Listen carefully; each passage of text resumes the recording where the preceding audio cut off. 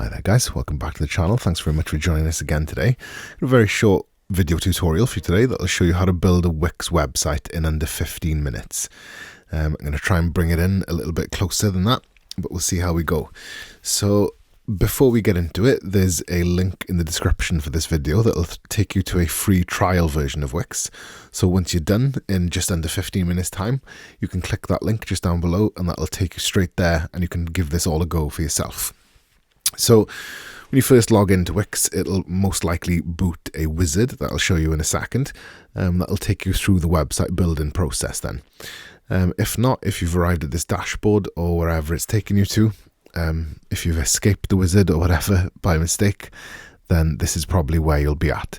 So if you hit the create new site button on the top right hand corner in blue, that'll then boot what will probably be presented to you when you first log in.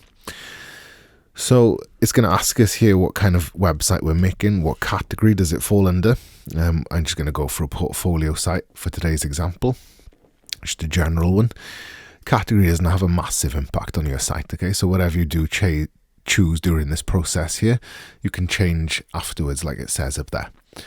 It asks for a title, so I'm going to call it title just for this tutorial.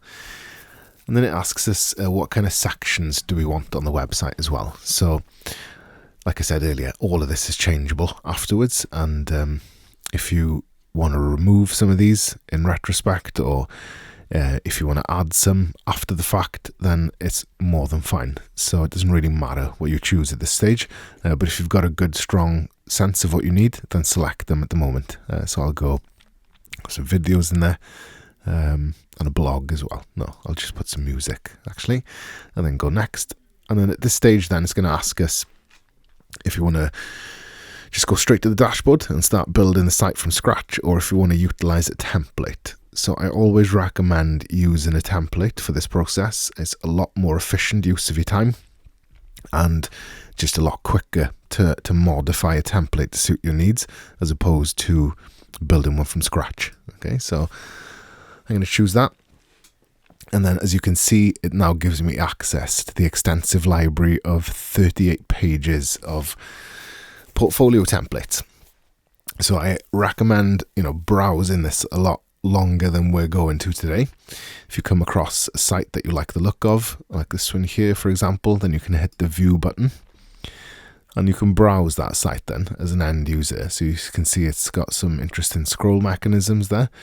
And you can see that the menu is kind of top right hand corner, and then if you want to preview what it would look like on a mobile device, you can do so by hitting that little icon in the top there. So you can see it's quite a clean site, and if for example that you just like the look of it and you just like the way things are laid out, then you've made your selection and you can just hit edit this site in the top right hand corner. So one of the I suppose shortcomings of Wix when you look at it on review sites and things like that is that you can't edit the template, or you can't change the template once you've selected one. So you are kind of locked into that template, but you can change it so significantly that that doesn't really matter. It's just the fact that you couldn't just like switch to another template immediately, I guess. So you can see once you're in the Wix website editor, stuff like text, you can just select it very quickly and change that to whatever your name is, like that, by just typing it in, and a block of text, as I can show you there. Once you select it, this little dialog box appears, which is just the basic word processing tools. You can scale the font size up and down like that, and change the type of font, the color of the text, everything that you'd kind of expect there out of the basic package. So obviously you can see that image kind of resized there. So if I want to reduce that, you can see, it's as simple as grabbing it by the border there and just dragging it back like that. And that picture is kind of conformed now to that frame size again. And you can see that, all of these kind of areas here are editable, and, you can move things around very easy. If, for example, this area here with the text in it, you want to change the background, then just click the background and you can see that it gives me the option then to change that column background color or image, or you can, as you can see when I hit that button, it allows me to put a color, image or video in there, as well as choose from a bunch of presets as well. So that, for example, you can see that it very quickly and easily could become something quite different, just from a few clicks really. So menu, kind of architecture and construction is done there. So when you single click the menu, it exists in the header of the website. You can hit manage menu, as well as that little design button there and the settings there as well. That kind of allows you to modify the way the menu behaves, manage the pages that appear on it. If you don't want certain pages to appear, or if you do, or you want to hide them, or that allows you to kind of do that. And then design, like I said, if you hit customize design there, allows you to change the color, font, text size, space in between menu items, whatever you need there as well. Okay, so there's a bunch of preset menu types that you can choose from. As you can see, that any changes that you make in these little dialog boxes take effect live, so you can see them. And it's got also an undo and redo feature. So if I undid that, you can see that it cycles back through the changes that I just made. All along as well, it's worth the vast majority of web traffic that I get on my websites come from mobile devices. So it's great that the website looks, great for desktop that you're making it on, but always use the mobile point of reference as well. Okay, so that, like I said, I'd imagine the vast majority of your users, depending on what you're making and what kind of site, would come from mobile devices as well. So you always need to see what that's going to look like for them. It looks very different.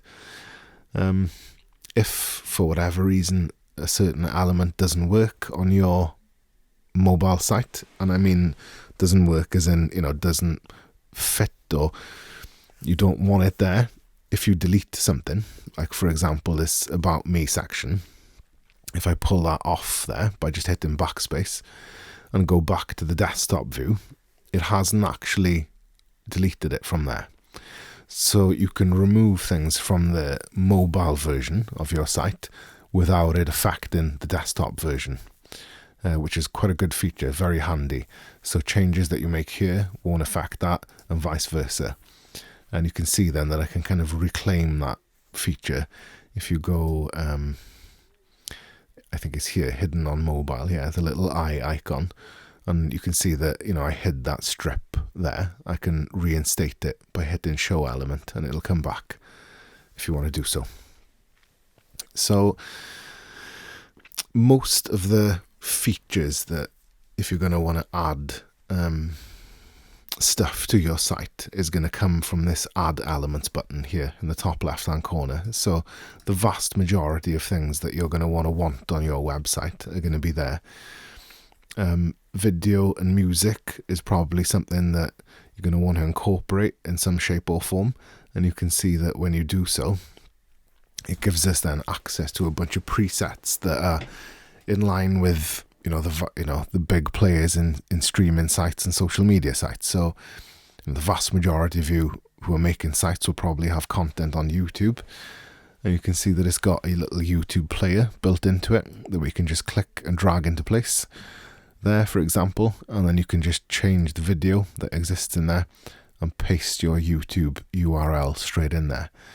Gives us some extensive options then, or not extensive, sorry, some simple options to how that video behaves and how you can label it. So yeah, very, very easy to use. You can see it's very intuitive, and everything works as you'd expect it to, really.